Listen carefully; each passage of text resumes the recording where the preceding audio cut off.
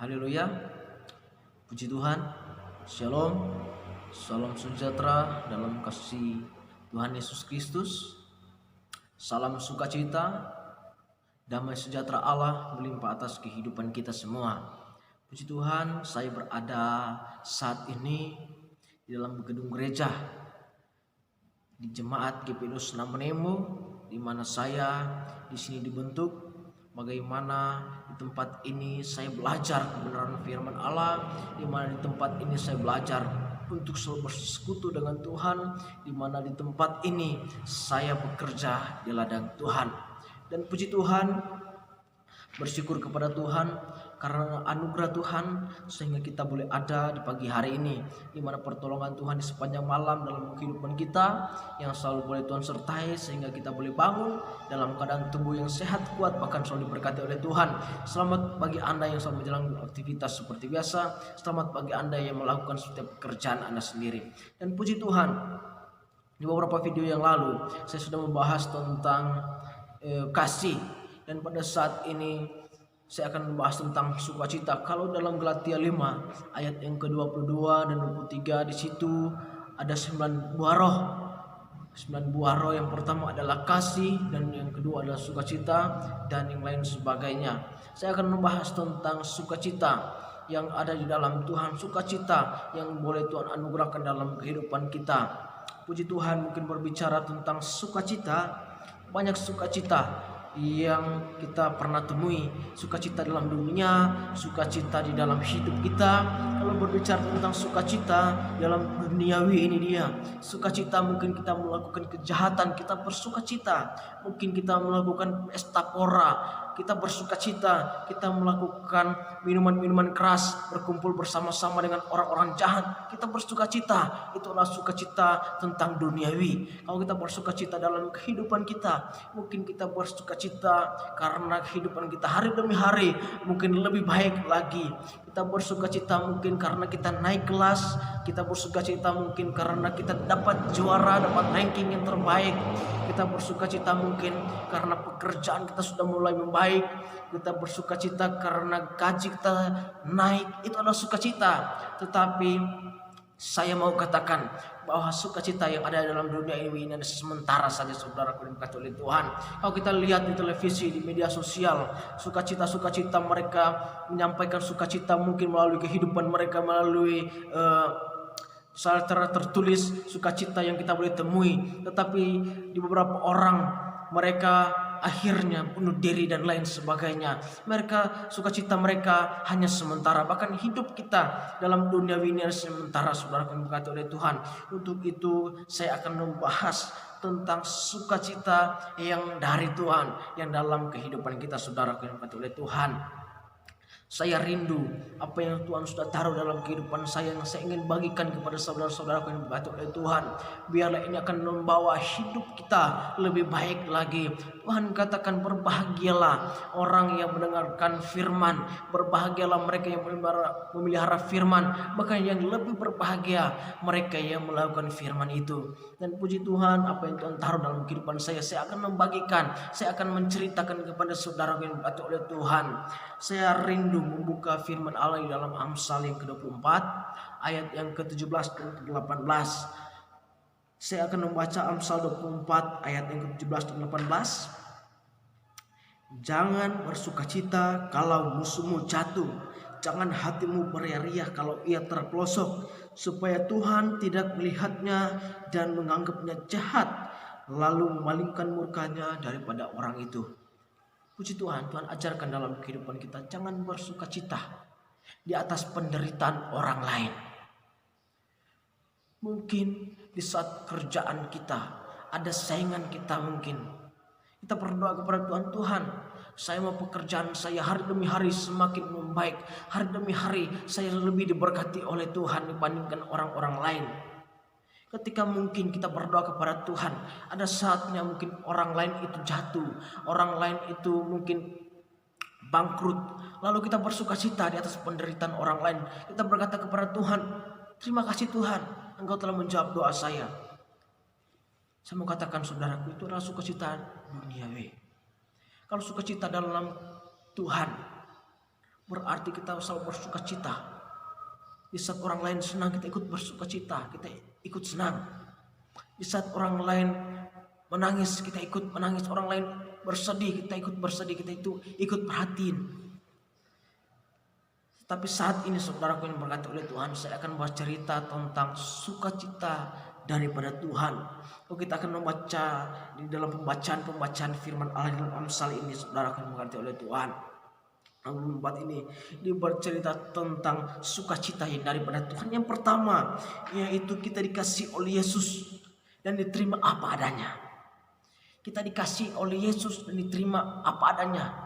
Bukan karena kita memiliki harta yang banyak, mungkin bukan karena kita memiliki karunia yang banyak, mungkin bukan karena kita layak untuk menerima kasih Tuhan, tetapi ini adalah kasih Tuhan dalam kehidupan kita, kasih karunia Allah dalam kehidupan kita, sehingga dikatakan oleh Tuhan bahwa kita dikasihi oleh Yesus dan diterima apa adanya. Karena dalam segala sesuatu Tuhan turut bekerja untuk mendatangkan kebaikan. Mungkin kita bisa berkata, bagaimana sukacita kita hari demi hari semakin baik di saat kita hari-hari ini mengalami mungkin kesedihan, mungkin pekerjaan kita mungkin hampir bangkrut. Bagaimana kita bersukacita? Saya mau katakan saudaraku yang diberkati oleh Tuhan, kita orang-orang yang dikasihi oleh Tuhan dan diterima apa adanya, tidak pernah dibiarkan oleh Tuhan. Pasti kita selalu ditolong oleh Tuhan. Dan kita orang-orang yang percaya kepada Tuhan, kita adalah orang-orang yang dikasihi oleh Tuhan. Kita dapat berkata, pasti saya akan ditolong oleh Tuhan. Pasti saya akan dihibur oleh Tuhan. Pasti saya akan diberkati oleh Tuhan. Pasti saya tidak akan dipermalukan oleh Tuhan. Bahkan segala mujizat akan disediakan oleh Tuhan dalam kehidupan kita. Tuhan katakan di dalam Matius 11 ayat 28, marilah kepadaku yang letih lesu dan berbeban berat, aku akan memberikan kelegaan bagimu. Maka marilah kita yang letih lesu dan berbeban berat datang kepada Tuhan. Tuhan akan memberikan kelegaan bagi kita. Tuhan akan memberikan jalan keluar bagi kita. Tuhan katakan masa depan kita penuh harapan dengan Tuhan. Yang kedua, saudaraku yang diberkati oleh Tuhan, Yesus turut bekerja dalam segala sesuatu untuk mendatangkan kebaikan. Kini saatnya kita untuk setia kepada Tuhan. Kini saatnya, kalau mungkin dulu kita selalu berbuat kejahatan, kini saatnya kita melakukan yang terbaik bagi Tuhan, melakukan yang benar di mata Tuhan, sebab mata Tuhan tertuju kepada orang-orang benar, dan telinga Tuhan mendengar kepada orang yang minta tolong. Kini saatnya kita berubah. Kini saatnya kita mulai setia kepada Tuhan, melakukan yang terbaik bagi Tuhan, melakukan yang benar di mata Tuhan, dan melakukan apa yang menurut kehendak Tuhan yang harus kita lakukan.